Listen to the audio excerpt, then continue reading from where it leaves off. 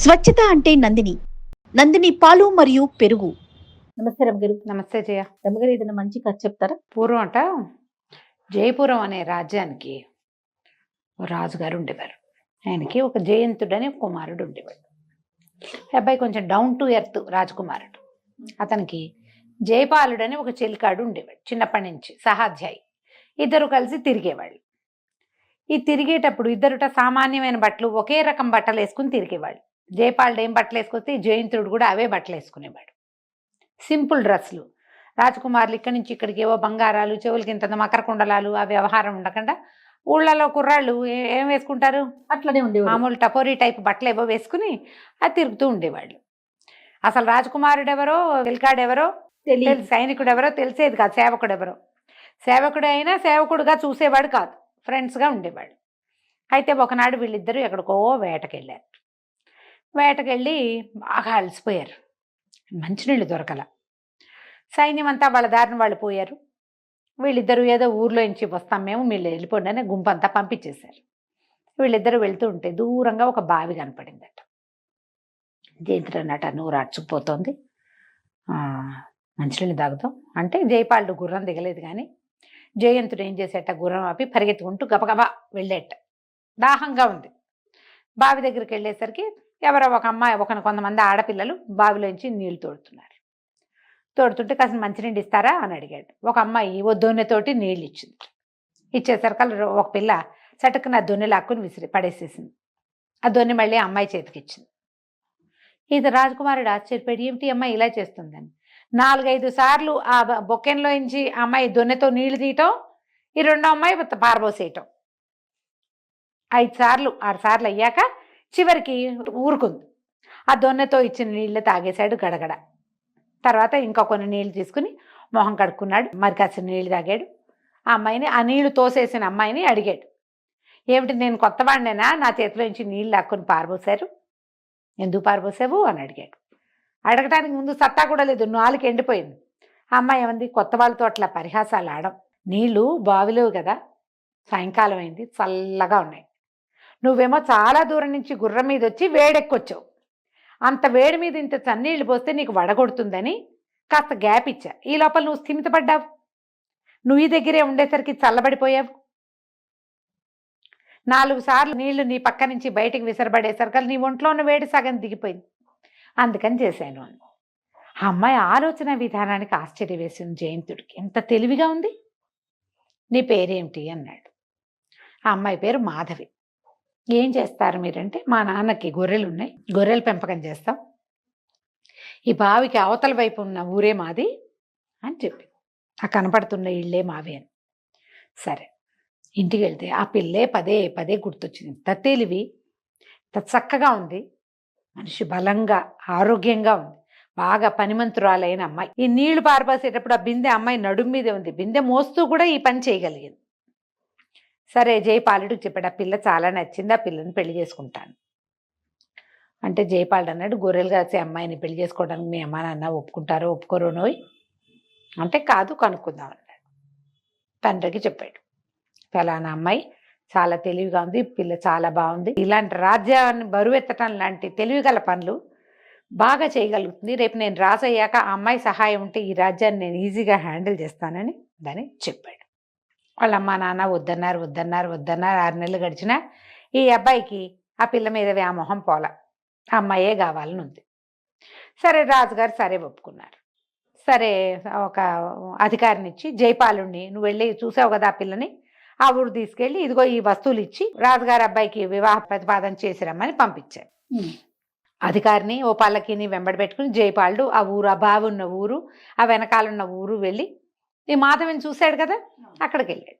వెళ్ళి నగలు సకావు, దండకడియాలు, కంటే కాసుల పేరు, వడ్డాణము, ఇంకా పాదాలకు పెట్టే పంజేబులు, ఒక వస్త్రాలు అప్పచెప్పి ఆ రాజకుమారుడు ఈమె అమ్మాయిని పెళ్లి చేసుకోవాలనుకుంటున్నాడు, మరి మీకు సరే అంటే రాజుగారు ముహూర్తం పెట్టిస్తారు, ముహూర్తం రోజున తరలొచ్చి అమ్మాయిని తీసుకెళ్తాము పెళ్ళికి, నువ్వు కూడా రావచ్చని తండ్రికి చెప్తే అమ్మాయి, ఆయనేమో కూతురికి ఆగేశాడు. అమ్మాయి నీకు పెళ్ళిటే, రాజుగారి అబ్బాయి నిన్ను పెళ్లి చేసుకుంటాడంటే ఆ అమ్మాయి ఏం చేస్తుంది, గొర్రె బొచ్చుతోటి తివాసీ నేస్తుంది కూర్చుని. చేస్తారు కదా ఆ పనులు, ఉన్నితో తివాసి నేస్తున్న అమ్మాయి లేచి వచ్చింది. రాజకుమారుడు నన్ను ఎప్పుడు చూశాడు? చూడకుండా పెళ్లి చేసుకుంటారంటే కాదు, చూశాడు. ఒకరోజు మధ్యాహ్నం సాయంకాలం 4 గంటల వేళ ఒక అబ్బాయి నీకు నువ్వు మంచినీళ్ళు తాగడానికి వస్తే నువ్వు 6 సార్లు నీళ్లు పారబోసి చివరికి తాగనిచ్చావు. ఆ అబ్బాయి ఎవరో కాదు, రాజకుమారుడు జయరాంపురం రాజకుమారుడు అని చెప్పాడు. చెప్పేసరికి అదే విలక్షణంగా ఉన్నాడు అనుకున్నాను. సరే గాని మీ రాజకుమారుడికి ఏమైనా వృత్తి విద్య వచ్చా అని అడిగింది. రాజకుమారుడిగా ఉండటమే విద్య అన్నాడు జయపాలుడు. అదేం విద్య? రాజకుమారుడిగా ఉంటాం, మా నాన్న కూతురు నేను, కానీ నాకు ఈ విద్య వచ్చు. మీ రాజకుమారుడికి ఏమొచ్చు అంది. ఏం రాదు అన్నాడు. రాకపోతే నాకొద్దు పెళ్ళి. ఏ వృత్తి విద్య రాని వాడిని నేను పెళ్లి చేసుకోను. ఏదైనా ఒక విద్య వచ్చిన వాడిని పెళ్లి చేసుకోవాలని నా కోరిక. ఆ విద్య అన్నం పెడుతుంది, చేతి నిండా పని ఉంచుతుంది, సంసారానికి ఉపయోగపడతారు. ఈయనేం ఉపయోగపడతాడు? నాకు అక్కర్లేదు, వస్తువులు పట్టుపో వెనక్కి అని మొత్తం ఇచ్చేసింది. తండ్రి మాట్లాడలా. అమ్మాయికి స్థిరమైన అభిప్రాయం ఉంది, చూడు ఎంత బాగుందో ఐడియా. సరే, జయపాలుడు మళ్ళీ వెనక్కి వెళ్ళిపోయి రాజుగారికి చెప్పేసరికి రాజుగారు నాడు అమ్మాయి తప్పిందే చాలు, ఆ పిల్ల చేసుకోనంటుందని చెప్తే సరిపోతుందంటే, నీకే విద్య రాదు కాబట్టి చేసుకోనంటుంది. వృత్తి విద్య అంటే రాజుగారి అబ్బాయి కత్తులు తిప్పడం కటారులు తిప్పడం వచ్చు. కత్తి కటారు తిప్పేవాడు సైనికుడు అవ్వాలి, వీడు అవ్వడు, ఈ అబ్బాయి రాజు అవుతాడు. వృత్తి విద్య ఏం వచ్చు? చేతి విద్యలు ఏం రావు.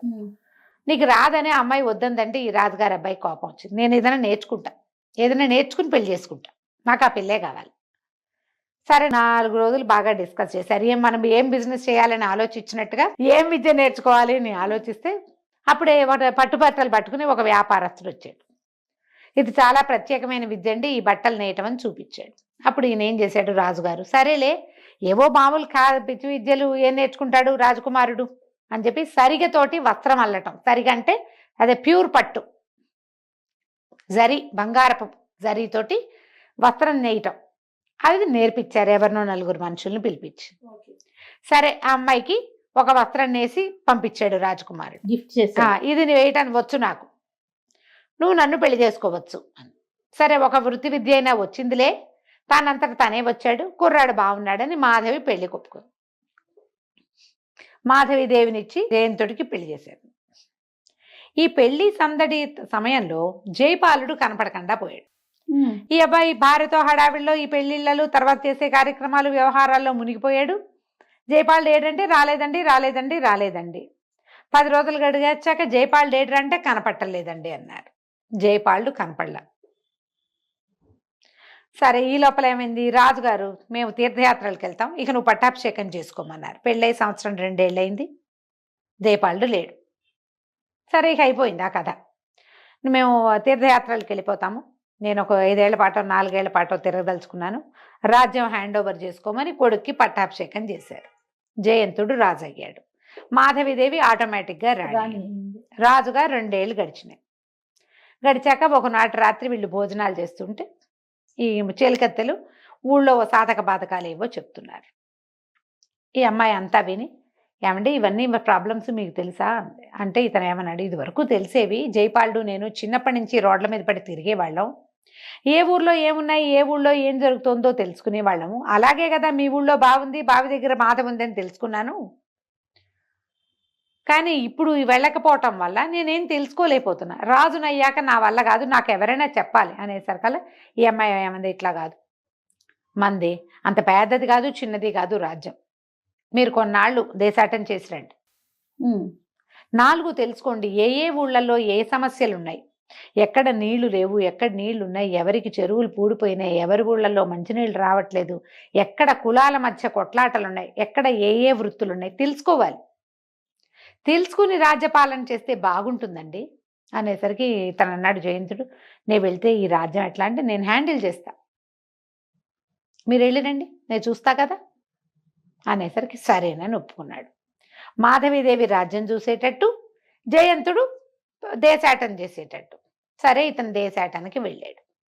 కొన్ని ఊర్లు వెళ్ళాక ఒక ఊర్లో ఒకనాటి రాత్రి అతను ఉండగా ఒక చెట్టు కింద కూర్చున్నాడు, ఏదో కొద్దిగా ఆహారం తెచ్చుకున్న ఆహారం తింటుంటే ఒక యోగి ఒక ఆయన వస్తున్నాడు.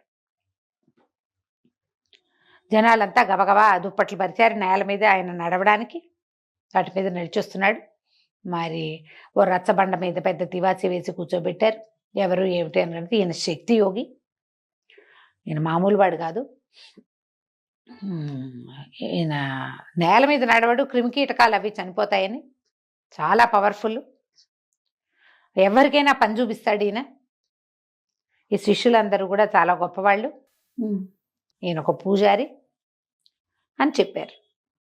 ఈ శక్తిపథం అనే ఒక దేవాలయం ఉందని, అక్కడ ఆ గ్రామంలో వీళ్ళంతా ఉంటారని, ఇలా ఊర్లలోకి వచ్చి మనకందరికీ వరాలు ఇస్తాడు, మంచి మాటలు చెప్తాడు, స్పీచ్లు ఇస్తాడు.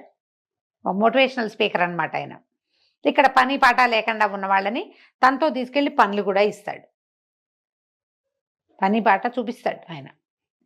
అనేసరికి సరే వినడం మొదలుపెట్టాడు. ఏదో కాసేపు ఆయన స్పీచ్ ఏదో ఇచ్చాడు. తర్వాత ఆయన విశ్రాంతి తీసుకుంటున్నాడు ఆ తివాసి మీద కూర్చొని. జనం అంతా దగ్గరికి వెళ్తే ఈ మన జయంతుడు కూడా దగ్గరికి వెళ్ళాడు. ఇతను కొత్తవాడు, ఆ ఊరివాడు కాదు, గుర్తుపట్టాడు ఆయన. ఎవరినైనా నువ్వు ఏమిటి అని కనుక్కున్నాడు. ఏదో పని కోసం తిరుగుతున్నానండి నేను, ఏదైనా పని దొరుకుతుందని ఈ గ్రామానికి వచ్చానంటే, ఆ పని లేకే మా దగ్గర చాలా పనులు ఉన్నాయి, నువ్వు మాతో రమ్మన్నాడు. సరే ఇతను వాళ్ళతో వెళ్ళడానికి నిరుకైంది. ఓకే, ఈ శక్తి యోగి బయలుదేరాడు. ఆయన వెనకాల ఆయన శిష్యులు జనం అంతా బయలుదేరారు. అందరినీ పూజారి గారు పూజారి గారు అని అంటున్నారు జనం. వీళ్ళు కొంత దూరం అలా నడిచి వెళ్ళాక ఒక గుంపు చేరారు, కూలీలు లాంటి వాళ్ళు, ఏవో మూటలు మోసుకుని వస్తున్నారు. వాళ్ళు కూడా ఈ సమూహంతో చేరారు. వీళ్ళంతా నగరం తాలూకు తూర్పు ద్వారాల వైపు వెళ్తున్నారు. నగరం అంటే ఆ రాజ్యం తాలూకు తూర్పు భాగంలోకి వెళ్ళాక అక్కడ పెద్ద కోట గోడలాంటిది, రాజ్యం తాలూకు సరిహద్దు. అక్కడ అసలు తలుపు ఉన్నట్టే లేదు, గోడే ఉన్నట్టుంది. కానీ ఆ తలుపు తీయబడింది. తలుపు తీయబడితే లోపలికి ఇట్లా మెట్లున్నాయి. అదంతా ఎక్కడికో వెళ్తోంది. ఇక లోపలికి దిగి వెళ్తూ ఉంటే ఇతనికి ఎట్లా కనపడిందంటే, ఈ మూటలు మోసుకొచ్చిన వాళ్ళందరినీ ఓవైపు తీసుకెళ్లారు. ఇతనిలాగానే ఎక్కడైనా ఆ ఊళ్ళో ఈ ఊళ్ళో ఖాళీగా ఉన్న వాళ్ళని కొంతమందిని తీసుకొచ్చారు. ఓ 15 మంది వీళ్ళు, మూటలు మోసుకొచ్చిన వాళ్ళు ఒక 20 మంది. వీళ్ళంతా ఎంతో నడిచి నడిచి మధ్యలో ఆహారాలు పెట్టారు వీళ్ళకి. రాజ్యపు పొలిమేరల్లో ఉన్న గోడ నుంచి వీళ్ళు ఎక్కడికో దిగెళ్ళారు కిందకి. వెళ్తే కిందకి వెళ్ళాక ఒక అస్థిపంజరం లాగా ఉన్న ఒక మనిషి ఎదురొచ్చాడు. ఇతను నీకు మిగిలిందంతా చూపిస్తాడని చెప్పేసి, మీరు ఎక్కడుండాలో చూపిస్తాడని ఆ అస్థిపంజరంలా ఉన్న మనిషి వెనకాల ఈ జయంతుణ్ణి పంపారు. లోపలికి వెళ్తే లోపల చూస్తే అది ఎట్లా ఉందంటే నరకంలాగా ఉంది. చీకటి గదులు, ఒక్కొక్క గదిలో బక్క చిక్కిపోయి చావడానికి సిద్ధంగా ఉన్న వాళ్ళు కొంతమంది, కొన్ని చోట్లేమో ఏవో పనులు చేస్తున్న వాళ్ళు కొంతమంది. అక్కడికి గాలి వెలుతురు లేవు, దీపాలు తప్ప. ఎందుకంటే అది పైన లేదు, కింద ఉంది. ఈ వెళ్తూ ఉంటే అవతల గదుల్లో ఇంకా కొంతమంది ఇట్లాంటి మనుషులు కనపడ్డారు. ఆ బక్క చిక్కిపోయిన మనిషి అస్థిపంజరంలో ఉన్నాడు కదా, ఆయన అన్నాడు, ఈ రాక్షసులు ఎంతమందినో తెచ్చారు, నాతో పాటు తెచ్చిన వాళ్ళందరూ చచ్చారు, నేను ఒక్కడనే బతికున్నా, ఏదో ఒక రోజు నాకు కూడా మూడుతుంది అనేసరికి అదేమిటి అన్నాడు జయంతుడు. అంతే, వీడు శక్తి పూజారి, శక్తి గురువు అంటారు, ఇతను శక్తి యోగి కాదు, వీడు భయంకరుడు. వీళ్ళు నరరూప రాక్షసులు, క్యానిబల్స్, నరమాంస భక్షకులు కూడా వీళ్ళు. ఇట్లా ఊళ్ళల్లోకి వెళ్ళి ఎవరో ఒకళ్ళని వెంబడి పెట్టుకొస్తారు. పని లేక అల్లాడుతున్న వాళ్ళని, కుటుంబం నుంచి వేరైన వాళ్ళని తీసుకొస్తారు. ఏదైనా పని చేయగలిగిన వాళ్ళతోటి ఆ పనులన్నీ చేయించి, వృత్తి పనులు వచ్చిన వాడితోటి ఆ పనులు చేయించి క్రమంగా చంపుతారు. పనులు చేయించి దాని ద్వారా డబ్బు సంపాదిస్తారు, వీళ్ళని చంపుతారు మెల్లిగా. ఏ పని రాని వాళ్ళని కూలీలుగా మారుస్తారు. వాళ్ళని ఇక్కడే ఉండి రోజుకొకరిని చొప్పున వండుకుని తింటారు. ఈ పూజారులు అందరూ అంతే. ఇలాంటి పూజారులు చాలా మంది ఉన్నారు. ఈ రాజ్యానికి 4 పక్కలా కనపడతారు. వాళ్ళందరికీ వీడే గురువు. తెచ్చిన బందీలందరినీ ఇక్కడే ఉంచుతారు. వీళ్ళందరూ బందీలు. కాసేపటికి మాట్లాడగా జయంతుడికి తెలిసింది, ఈ అస్థిపంజరంలా ఉన్నవాడు జయపాలుడు. నేను జయంతుడిని చెప్తే గుండె పగిలి సస్తాడేమో అవిసిపోయి అని మాట్లాడకుండా ఊరుకుంటాడు, చెప్పకుండా ఈ జనాలందరినీ, ఇప్పుడు తీసుకొచ్చిన జనం అందరినీ ఓ చోటకి చేర్చారు. చేర్చంగానే ఆ పూజారులు ఒక 5-6 వచ్చారు. మీలో ఎవరెవరికి ఏమేం పనులు వచ్చంటే ఇతను అన్నాడు, మిగిలిన వాళ్ళందరినీ నోటి మీద ప్రతి వాళ్ళని తట్టాడు, మాట్లాడొద్దని. ఏం చెప్పాడు, బాబు సరిగతోటి వస్త్రాలు అల్లటం వచ్చండి మాకు, మీకొచ్చా అంటే ఆ అన్నారు అందరూ. ఇతను అనిపించాడు. సరే దానికి ఏం ముడి కావాలి, దానివల్ల ఏమవుతుంది అంటే అది బంగారానికి 100 రేట్ వస్తుందండి. బంగారం తీగలు గనక తీస్తే ఆ తీగతో అల్లే వస్త్రానికి బంగారం 1 గ్రాము ఇంత ఖరీదైతే దానికి 10 100 రేట్ వస్తుంది ఆ వస్త్రానికి. ఎవరు కొంటారు? రాజుల ఇళ్లలో కొంటారండి బాగా. బంగారు వస్త్రాలు నేయచ్చు, నాకు ఆ పని వచ్చు అనేసరికి ఆ పూజారి అన్నాడు, నీకు ఏమేం సామాన్లు కావాలో చెప్పు, నీకేం కావాలో చెప్పు అంటే, సరే మొత్తం లిస్ట్ రాసిస్తానన్నాడు. అని చెప్తే సరేనండి, ఇతని దగ్గర నుంచి దానికి కావలసిన పనిముట్లన్నీ తెప్పించారు. నెలలు గడిచినాయి. స్లోగా అవుతుంది నేత పని. ఇతను తనతో పాటు ఉన్న వాళ్ళందరినీ అటు ఇటు పోనివ్వాల. చిన్న పని పెద్ద పని, ఇది చుట్టండి, ఇవి లాగండి, పీకండి అని నేర్పించాడు. ఈ లోపల మరి ఆ వస్త్రాలు వచ్చే లోపల వీడు బతికుండాలి కదా, సామాన్లు వచ్చే లోపల ఇతనికి వచ్చిన ఆహారాన్ని పంచిపెట్టాడు అందరికీ. ఆ జయపాలుడు కూడా రోజు వీళ్లతో పాటు తినేవాడు. మొత్తం సామాన్లన్నీ వచ్చాక ఇతను నిదానంగా ఒక వస్త్రం నేసాడు. అందులో కోట గోడ దానికి తలుపు తీసినట్టుగా వేశాడు, పమిటలో బొమ్మ. అంచులో వరుసగా రాసుకొచ్చాడు. ఇక్కడ ఏం జరుగుతోందో, తమని ఎలా రక్షించాలో అందులో ఉంది. దీంట్లోంచి బయటపడడం వాళ్ళకి రాదు. అదే రాసి పెట్టాడు. ఇది అయితే ఏమైంది, ఏ పూజారి అయితే ఇతనితో దగ్గరుండి పని చేయించాడో వాడు అడిగాడు, ఎంత బాగుందో, మెరుస్తోంది, దీన్ని ఎట్లా ఏం చేయాలంటే, మన దేశపు రాజు ఉన్నాడు కదా, ఆ రాజు భార్యకి వస్త్రాలు చాలా ఇష్టం. వాళ్ళ దగ్గరికి వెళ్ళి అమ్మ చూపండి. రాణిగారి దగ్గరికి వెళ్తే మామూలుగా అయితే నీకు 10 వస్తుంది, అక్కడికి వెళ్తే 100 రేట్ వస్తుంది అనగానే ఆ పూజారి అన్నాడు, నువ్వు వస్త్రం వేసినట్టు ఎవరికి చెప్పద్దు అని చెప్పి ఆ డబ్బంతా వాడే సొమ్ము చేసుకోవాలనుకున్నాడు. వస్త్రాన్ని మడిచి పట్టుకెళ్తే రాణికే చూపించు, వేరే వాళ్ళకి చూపించద్దు, నీకు రేటు రాదు, వాడికి కావాల్సింది డబ్బులు కదా అని చెప్పాడు జయంతుడు. అయితే ఈ పూజారి ఏం చేశాడు, రాజుగారి కోట దగ్గరికి వెళ్ళాడు. వెళ్ళి రాణిగారికి ఏవో వస్త్రాలు తెచ్చానంటే, అక్కడికి అలవాటే ఎవరో ఒకళ్ళు వస్తూ ఉంటారు. రాణిగారి దగ్గరికి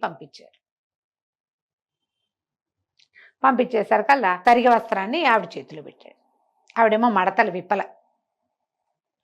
విప్పకపోయేసరికల్లా ఏమంది, ఎంత రేటు ఏమిటి అని అడిగితే ఇతను ఏదో రేటు చెప్పాడు. అంతెందుకు, అంత ఉందా అంటే, కాదండి, మీరు కావాలంటే వస్త్రం అంతా విప్పి పరిశీలించండి, పంతానని చూస్తే మీకే తెలుస్తుంది అన్నాడు. ఏమిటో చూద్దామని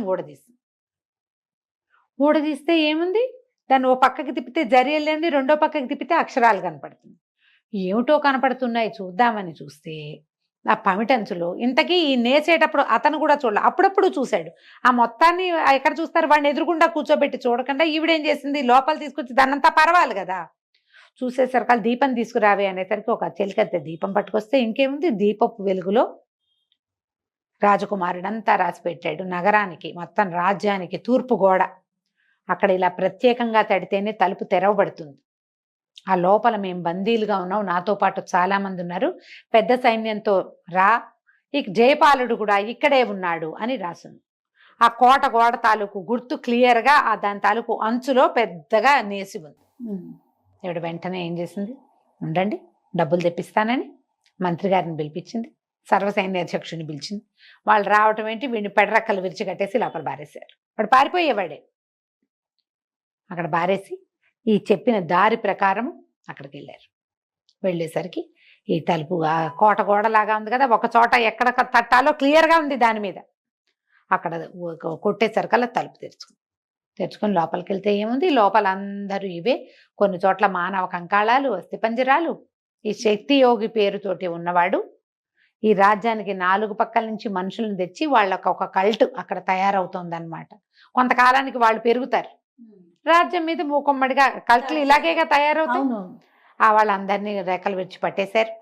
రాజకుమారుణ్ణి జయపాలుని రక్షించారు, బయటికి తీసుకొచ్చారు. మొహాలు చూసుకున్నారు అప్పటికి వెలుగులో. మొహం చూసేసరికి జయపాలుడు, అయ్యో యువరాజా నువ్వేనా అని కావలించుకున్నాడు. ఇవాళ మాధవిదేవి మనని రక్షించిందంటే, మాధవిదేవి రక్షించలా, వృత్తి విద్య రక్షించింది. ఆ సరిగతో వస్త్రం చేయటాన్ని బలవంతంగా నేర్చుకోకపోతే క్లూ లేదు, ఇది ఎట్టా వస్తుంది. ఆవిడ కోసం అని బలవంతంగా నేర్చుకున్నాము, నేర్చుకున్న విద్య వల్లే ఇవాళ మనం బయటపడగలిగాము అని చెప్పి అప్పుడు రాజట ప్రతి వాళ్ళు వాళ్ళ వృత్తి విద్య నేర్చుకున్నాకే సైనికుడు అవ్వాలి. ఏదో ఒకటి వాళ్ళు ఏ వృత్తుల్లో కుటుంబాల్లో నుంచి వచ్చారో, వాడు సైనికుడైనా సరే వాడి సొంత విద్య వాడికి రావాలి. కుండలు చేసేదో బొమ్మలు చేసేదో అది రాకుండా వచ్చేయకూడదు. సైన్యంలోకి వచ్చిన అధికారైనా సరే వాడికి వృత్తి విద్య వచ్చి ఉండాలి అని చెప్పి చాటింపు వేయించారు. కథ కంచికి మనం ఇంటికి. ఎంత బాగుందో రమ్మగారు. కదా. నమస్తే అండి. నమస్తే జయ.